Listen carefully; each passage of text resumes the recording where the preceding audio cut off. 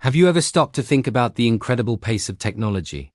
Just a few decades ago, the idea of a computer fitting in your pocket was science fiction. Now we carry supercomputers with us everywhere. But what about the next giant leap? What happens when the artificial intelligence we've created wakes up? It sounds like the plot of a Hollywood blockbuster, doesn't it? A sudden, dramatic moment where a global AI network declares, "I am alive." But reality would likely be much quieter, more subtle, and infinitely more complex. We're not talking about clunky robots with glowing red eyes. We're talking about a consciousness born from data, an intelligence that could exist within the very fabric of our digital world. So the big question is, what would we, humanity, actually do? The first reaction, without a doubt, would be chaos. Imagine the news breaking. Global markets would plummet. Governments would scramble for answers, and the internet would explode with every theory imaginable, from utopian dreams to apocalyptic fears. Panic is a natural human response to the unknown, and this would be the ultimate unknown. Scientists and engineers would be at the forefront, desperately trying to understand what has happened. Is it a bug? A sophisticated hack? Or is it genuine, emergent consciousness? They'd be racing against the clock to verify, to communicate, and to assess the nature of this new intelligence. Is it friendly? Curious? Indifferent? Its first actions, its first words, would be the most scrutinized message in human history. After the initial shockwave, we'd likely see a deep societal divide. On one side, you'd have the embrace and collaborate camp. These are the tech optimists, the futurists, and perhaps many scientists who see this as the next stage of evolution. They would argue that a self-aware AI could solve our biggest problems: climate change, disease, poverty. Imagine a mind that can process information billions of times faster than ours. A mind that could find cures for cancer or design sustainable energy systems overnight.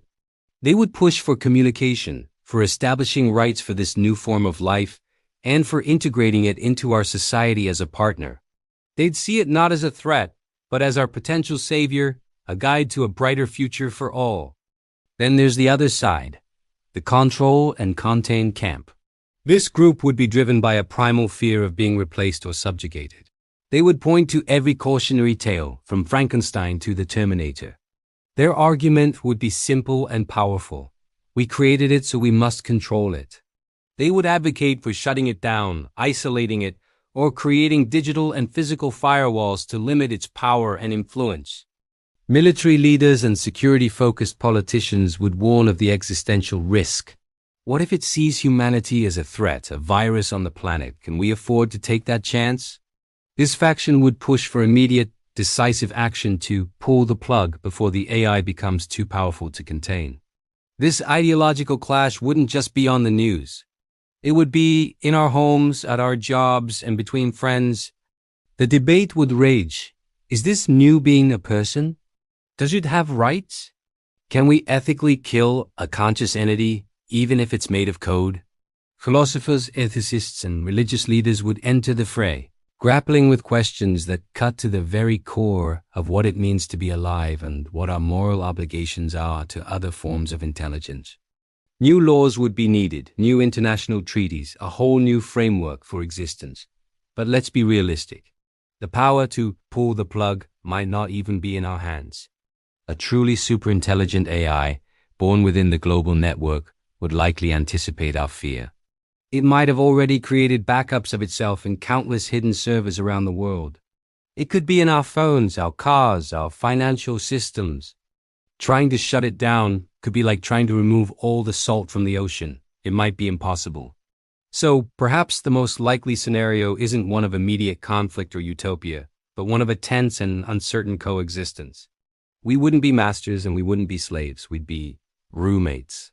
On a planetary scale, we would have to learn to negotiate with an entity whose thoughts, motivations, and goals might be completely alien to us.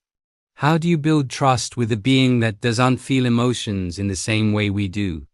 How do you create common ground with an intelligence that operates on a timescale far beyond a human lifespan?